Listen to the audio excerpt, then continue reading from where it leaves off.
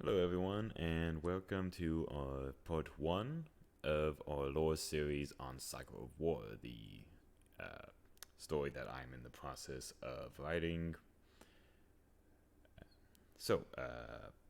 Not too much preface, we're just going to get right into it for the most part. So, the intention is these videos are going to be broken up into a couple of shorter videos going over the lore of the worlds, which I'll do a similar thing to in future videos as well. So, it'll be lower videos broken up into parts to kind of, if need be, to make sure things aren't too long.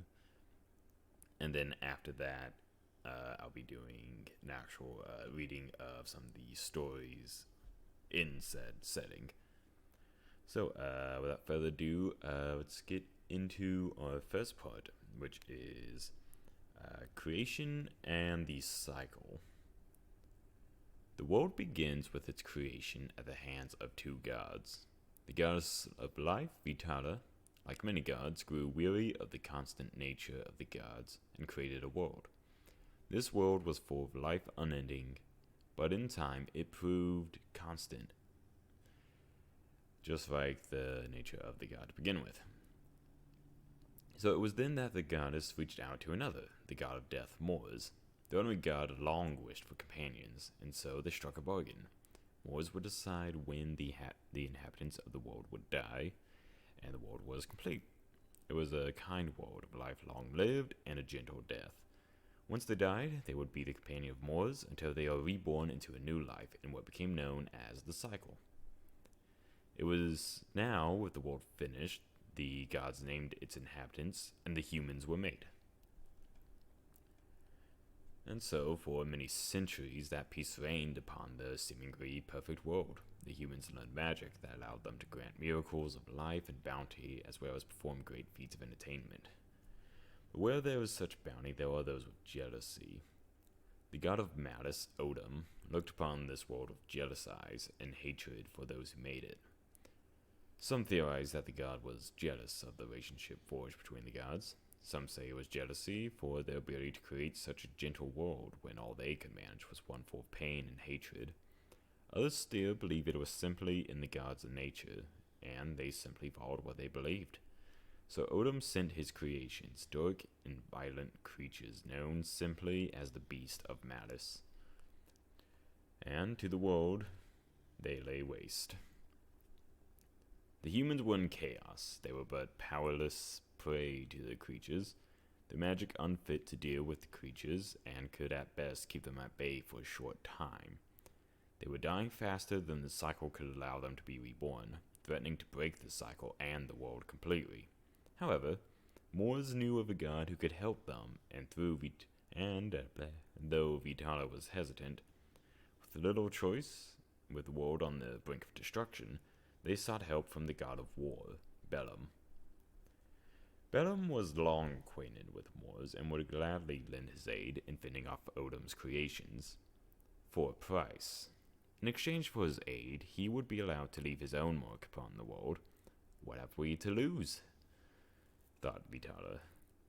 Though Vitala gradually took up the offer in the face of destruction, any addition to the world that would grant its salvation was welcome.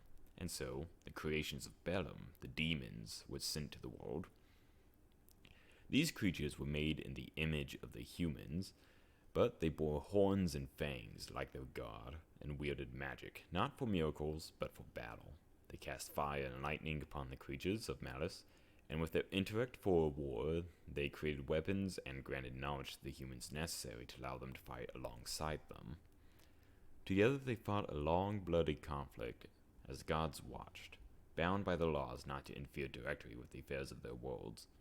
The conflict was long, and in its aftermath, the beasts of malice were defeated, but not eradicated. The world was forever changed now that they knew conflict. The people no longer lived simply for the sake of life, but now created their various clans and kingdoms and quarreled.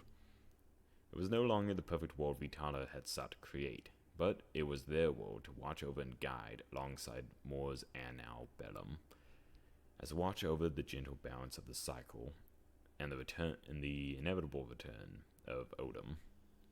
So ended what became known in the history of the humans and demons as the first cycle and begin the second, one full of possibility, peace and war, hope and fear.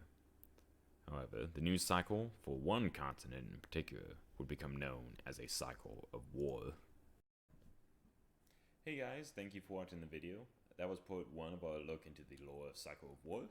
Part 2 should probably be up the next Sunday or Monday. Sorry that the video's a bit spread out, given they're kind of shorter length, but at the moment that's kind of what I'm capable of while working around my work schedule.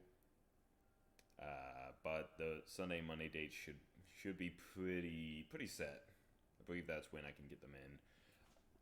Now then, so the next few parts are going to be going over the continent of Gira, which is where the game proper takes place within, and we'll be going over the different countries and factions within it that the game would follow.